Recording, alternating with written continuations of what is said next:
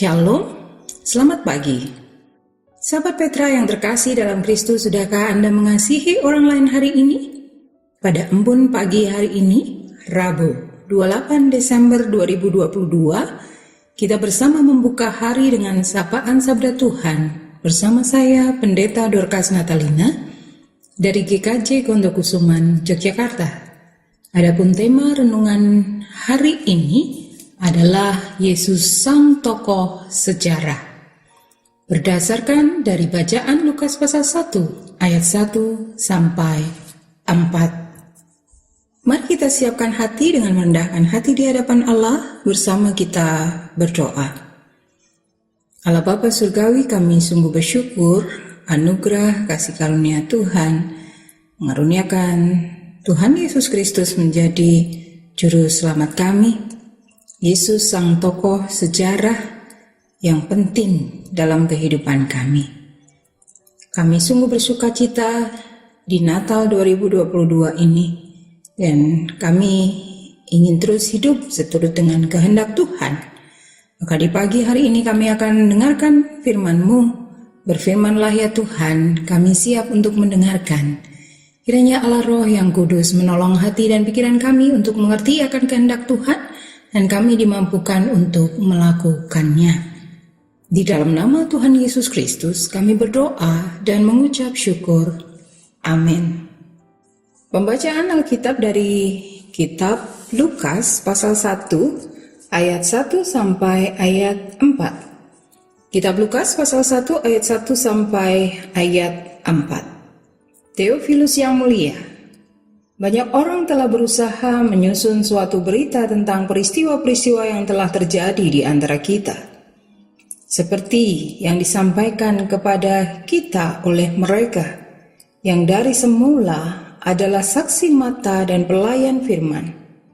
Karena itu, setelah aku menyelidiki segala peristiwa itu dengan seksama dari asal mulanya, aku mengambil keputusan untuk membukukannya dengan teratur bagimu, supaya engkau dapat mengetahui bahwa segala sesuatu yang diajarkan kepadamu sungguh benar. Demikian pembacaan Alkitab. Yang berbahagia ialah setiap orang yang mendengarkan firman Tuhan dan yang memeliharanya. Haleluya. Sahabat Petra yang dikasihi oleh Tuhan, penulis Lukas mengawali Injilnya dengan menjelaskan mengapa ia menulis Injil ini. Kemudian perhatiannya beralih ke peristiwa-peristiwa seputar kelahiran Yesus. Salah satu peristiwa yang penting adalah kelahiran Yohanes Pembaptis, yang nantinya akan mempersiapkan orang-orang untuk menerima Yesus. Dalam ayat yang pertama, Theophilus yang mulia disebut. Dalam bahasa Yunani, nama ini berarti sahabat Allah. Ada yang berpendapat bahwa yang disapa di sini adalah segenap pengikut Kristus. Pendapat lain menyatakan bahwa Theophilus adalah seorang pegawai pemerintah Roma atau seorang berpengaruh yang membiayai penulisan serta penyebaran Injil Lukas. Sebagaimana pengantar yang singkat di pasal 1 ayat 1 sampai 4 menunjukkan bahwa penulis Injil Lukas menyadari bahwa ada orang-orang lain yang telah menyusun tulisan tentang pengajaran Yesus, mujizat-mujizat yang dilakukannya, serta kematian dan kebangkitannya. Sahabat Petra yang dikasihi oleh Tuhan, di ayat 3 dinyatakan, karena itu setelah aku menyelidiki segala peristiwa itu dengan seksama dari asal mulanya, aku mengambil keputusan untuk membukukannya dengan teratur bagimu. Lukas menulis buku 2 jilid tentang asal-muasal kekristenan, yaitu Injil Lukas dan Kitab Kisah Para Rasul. Dalam pendahuluannya yang mencakup kedua buku itu, dia menekankan keterandalan tulisannya. Sebab ia yakin Yesus bukan tokoh mitos, melainkan tokoh sejarah. Ia menyampaikan kasusnya dalam 5 tahap yang logis. Yang pertama, sebab peristiwa-peristiwa telah terjadi di antara kita. Peristiwa itu adalah pelayanan Yesus. Yang kedua, peristiwa-peristiwa itu dilihat oleh saksi mata yang menyampaikan apa yang mereka lihat kepada orang lain. Ketiga, Lukas, salah satu dari orang lain itu, menyelidiki dengan seksama dari asal mulanya. Keempat, Lukas menuliskan hasil penyelidikannya, membukukannya dengan teratur. Kelima, di antara pembacanya termasuk Theophilus, pejabat pendukungnya, akan ada yang mendapatkan dasar yang kukuh bagi iman mereka. Tapi kapan Lukas melakukan penyelidikannya? Karena dia tidak termasuk ke-12 murid itu atau saksi mata.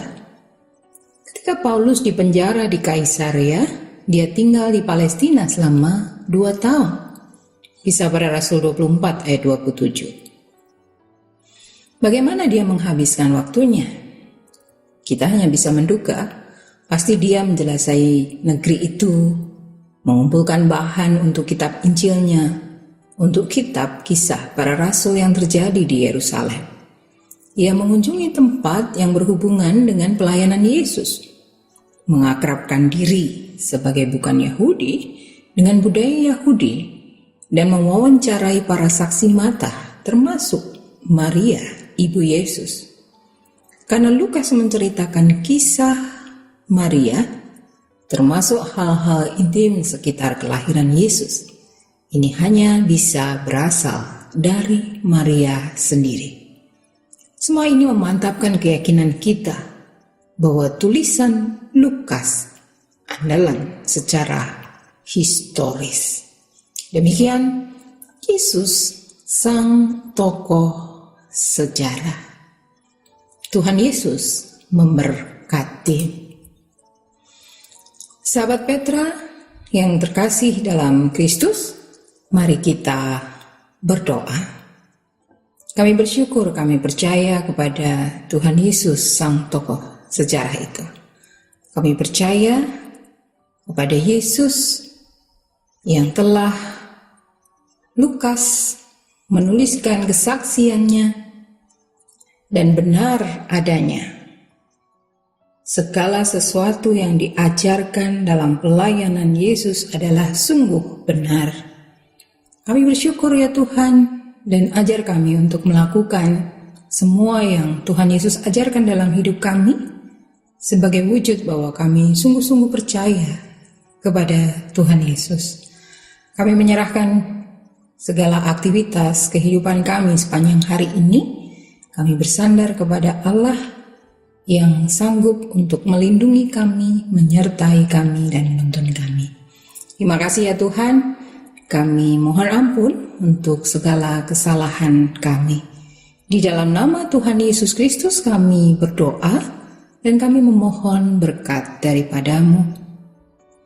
Kasih karunia Tuhan Yesus Kristus, dan kasih Allah Bapa, dan persekutuan Roh Kudus, beserta atas saudara-saudara sekalian dari sekarang sampai selama-lamanya. Amin. Demikian sahabat Petra yang terkasih dalam Kristus, namun pagi hari ini, Rabu 28 Desember 2022, kiranya sabda Tuhan memberikan hikmat, kekuatan, dan penghiburan bagi kita untuk melewati sepanjang hari ini. Saya Pendeta Dorcas Natalina dari GKJ Kontokusuman Yogyakarta. Mohon diri dan mohon maaf bila ada kata yang kurang berkenan. Sahabat Petra, selamat mengasihi orang lain hari ini. Tuhan Yesus memberkati.